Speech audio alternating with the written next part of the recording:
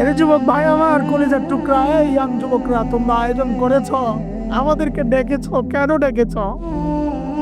শুধুই কি আনুষ্ঠানিকতার জন্যে?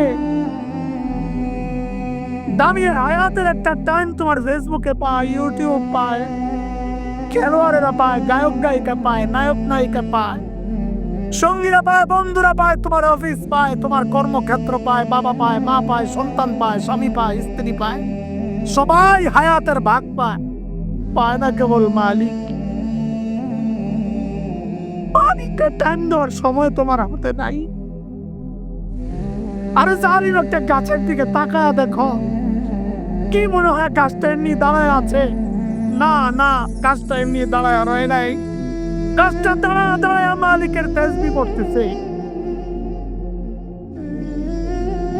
যে কুকুরটাকে নিকৃষ্ট প্রাণী মনে করে তাড়ায়া দাও, খবর নাই তোমার ওই কুকুরটাও রুকুর হালতে মালিকের তাসবিহ পড়তেছে। পড়ি না কেবল আমি আর তুমি, আমাদের হাতে সময় নাই। সময় আসবে আসবে, সেদিন কান্দা আফসোস করবা, কিন্তু লাভ হবে না, লাভ হবে না। আমল নামা যদি আল্লাহ না করুক বাম হাতে চইলেই আসে, আয় মালিক। সেদিন চিৎকার করে করে কাঁদতে হবে আর বলতে হবে, ইয়া লাইতানি লাম উতা কিতাবিয়া, আয় আমল নামা যদি আমারে না দেওয়া হইতো। ওরা মাতৃমা হিসাবে আমি জানি না আমার এখন ফয়সালা কি হবে। ইয়া লাইতাহা কানাতিল কাদিয়া, আমৃত্যু পর্যন্ত যদি সব শেষ হয়ে যেত, এই পর্যন্ত যদি আশা না লাগতো, দুনিয়ায় টাকা পয়সা দিয়ে বিচার পাল্টাইতাম না, মালিয়া আমার মাল আমার আজকে বাঁচাইতে পারতেছে না, হালাকান্নি সুলতানিয়া ক্ষমতার দাপট দেখায় বিচার পাল্টাইতাম, আজকে ক্ষমতা শেষ, এখন আমার কি হবে? আওয়াজ আসবে, যা হওয়ার হয়ে গেছে, এখন আর কিচ্ছু করার নাই। আল্লাহ ফেরেশতাদেরকে হুকুম করবেন, দেখায়া দেখায়া, খুযুহু ফাগুল্লু, খুযুহু ফাগুল, এগুলারে ধর, বান এগুলারে বেরিয়ে দা।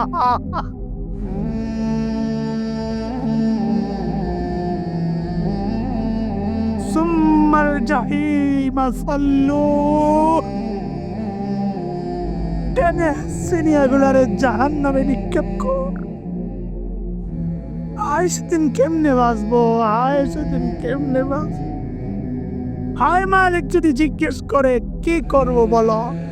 এরে যুবক ভাই আমার, একদিন যুবক তো আমিও তোমার মতো ছিলাম, এখন তো আফসোস করি, আফসোস করি, আফসোস করি। হায়, বিগত 30টা বছর প্রতিদিন যদি অতিরিক্ত 2 রাকাত করে নামাজ পড়তাম, হায় আমল নামায় কতগুলা নামাজ হয়ে যাইত।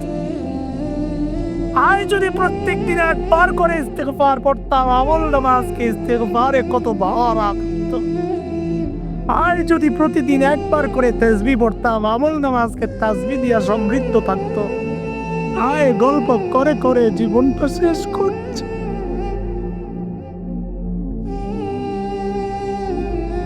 আয় কত টাইম নষ্ট করেছি যুবক, তোমাদের হাতে এখন অনেক টাইম ভাইয়েরা আমার,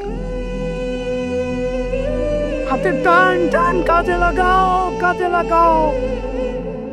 চলতে চলতে তাসবিহ পড়তে থাকো, জমিন সাক্ষী দিবে তোমার পক্ষে। হাঁটতে হাঁটতে ইস্তিগফার পড়তে থাকো, গুনাহ ছাড়ো, গুনাহ ছাড়ো, গুনাহ ছাড়ো, গুনাহ ছাড়ো। এই আগুন লাগায়ও না, আগুন লাগায়ও না, গুনাহ ছাড়ো, গুনাহ ছাড়ো। এই আয়োজনগুলো যেন শুধুই আনুষ্ঠানিকতা না হয়, এক একটা আয়োজন যেন গোটা এলাকায় হেদায়েতের একটা নূরের আলো চারদিকে ছড়ায়া যায়।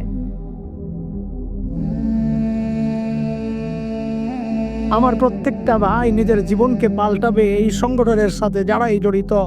আল্লাহ তৌফিক দিয়েছেন তোমাদেরকে দিয়ে, আল্লাহ গানের প্রোগ্রাম তো করে নাই, আল্লাহ চাইলে তো তাও হইতে পারতো, কিন্তু হয় নাই। আল্লাহ তোমাদেরকে দিনই কাজে লাগাইছেন রে আমার ভাই, কলিজার টুকরা, ও আমার সন্তান, আল্লাহ তোদেরকে দিনের কাজে লাগাইছে। ও ভাই, এই মাহফিলটারে নিজের জীবন পরিবর্তনের জন্য একটা উপলক্ষ বানায় নে রে ভাই, আল্লাহ কবুল করে।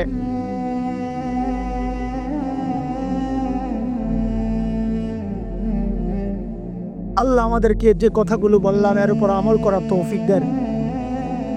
এ দোস্ত, এই জন্যই আল্লাহ তাআলা ওই যে শুরুতে যে আয়াতে কারিমা তিলাওয়াত করেছি, যে আয়াতে আল্লাহ আমাকে আপনাকে ডাক দিয়ে বলছেন ওয়াল তানজুর নাফসুম মা কদ্দামাত লিগাদ, প্রত্যেকটা মানুষের উচিত তার আখিরাত নিয়ে চিন্তা করা যে আমি আমার মালিকের সামনে কি পেশ করব, সেদিন যেন আফসোস করতে না হয়। এই জন্য এখন থেকে নিজেদের আখিরাতের প্রস্তুতি যথাযথভাবে নিয়ে ইনশাআল্লাহ, দোয়া না করে তো কেউ যাব না ইনশাআল্লাহ, তাই না? ইনশাআল্লাহ। তাইলে এই প্রোগ্রামের পেছনে সার্বিক যার সহযোগিতা ছিল আমার ভাই, একটু কথা বলবেন, তারপর আমরা দোয়া করবো ইনশাআল্লাহ।